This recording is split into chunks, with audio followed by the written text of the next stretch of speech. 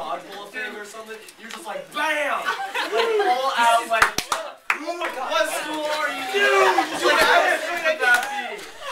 Please share it! Please share it! So you could be like your own, like, team champion and, like, you could have the Yule Ball at the end. The Yule Ball! It's a band of dogs!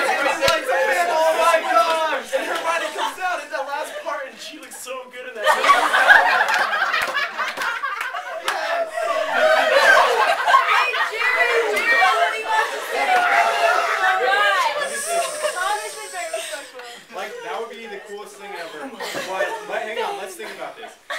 Is the student body gonna actually like this? I mean, hang on, let me say this. We have our Harry Potter club at lunch, right? About how many would you say of us come? 5 to 10 every time? That's because you guys only let people who read books. How many people are gonna say like, oh, that's gay, that sucks? We have to represent the student body.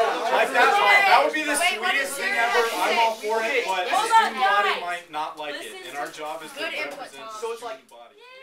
Tell when it's on. Yeah. Okay. We were just talking about dances and student council planning them, and I mean the thing, looking back in high school now, we put on some great dances when I was in student council. Quite possibly the best. I mean, I know you guys are in now, but we did great planning. But I mean, looking back on that, where has that gotten me now? Okay, cool, I have a great memory of a dance, and that's awesome. Like high school, you should definitely have fun, but you shouldn't spend all of your time in student council planning these events that are just going to be a memory when you graduate. You should be, like Ms. Hardy has been saying, changing the world and getting connections through Twitter and blogs. This is from an article on the evils of schooliness by Clay Burrell. So what are you guys going to be planning in the student council that's so important she's forcing you to drop all other activities? The haunted house for Halloween and the next student assembly. The haunted house. So like getting the pumpkins and doing some Halloween thing in the gym. Yeah. And the student assembly, what are you planning for that? Introducing the sports teams and raising school spirit. And how many people do you have meeting twice a week to plan a haunted house and a 40-minute assembly to introduce the basketball players and give a few speeches and such? 17. 17? Yeah. 17 people meeting twice a week for the next 20 weeks to plan a haunted house in the gym and an assembly to introduce sports teams. How long can it take to come up with a plan to introduce sports teams? I know. I hate school. Look at how trivial it makes you, even when you want to make a difference in the real world. I don't have any choice. The student council teachers won't let me out. And look how powerless you suddenly are. You're 17. You're a young adult. You know physics, calculus, and history for the far more than any of your teachers. But you have zero power in school despite that. They won't let me. I hate school. So, your advice. I want to suggest he quit student council, since it's clearly one of the very school-blendered, trivial waste of time for all these poor students seeking election in order to show they can handle power effectively, like adults do. Another idea is to instead advise him to wage a bit of a rebellion inside the student council by asking the very sensible question, is this the best we can do? Jack-o'-lanterns and basketballs? Can we give the Stuco some teeth? Extend it into the real world? Isn't it pathetically fey right now? Trivial? Irrelevant? Infantile? The sad thing is, it's institutionalized. The rat race for college admissions puts a high premium on silly bullets like holding a class office. College counselors, administrators, parents, students, teachers, the whole school culture treat the student council like it's an honorable thing in reality.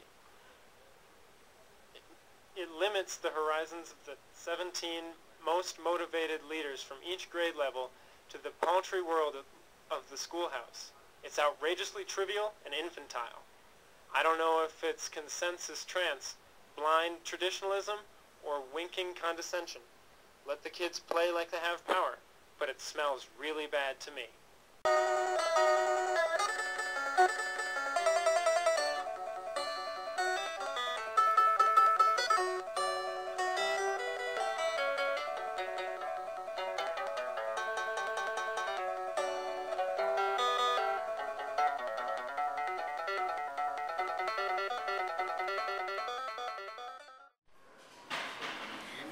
thing that probably was the biggest barrier in high school for me was just the classes that I had to take that I never saw as necessary for my major. Because I know there's a lot of people out there that don't know what they want to do for the rest of their life in high school. I mean, it's kind of a big decision, but I always have known that I want to be a communications major, and here I am in college and I'm a communications major.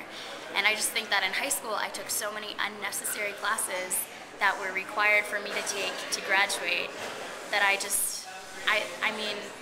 they felt pointless. It felt like I was wasting my time going to school every day and taking these classes when I could be doing something to improve my resume for, to get into those great colleges that I wanted to get into. Like maybe making video projects instead of taking a science class for me that wasn't necessary.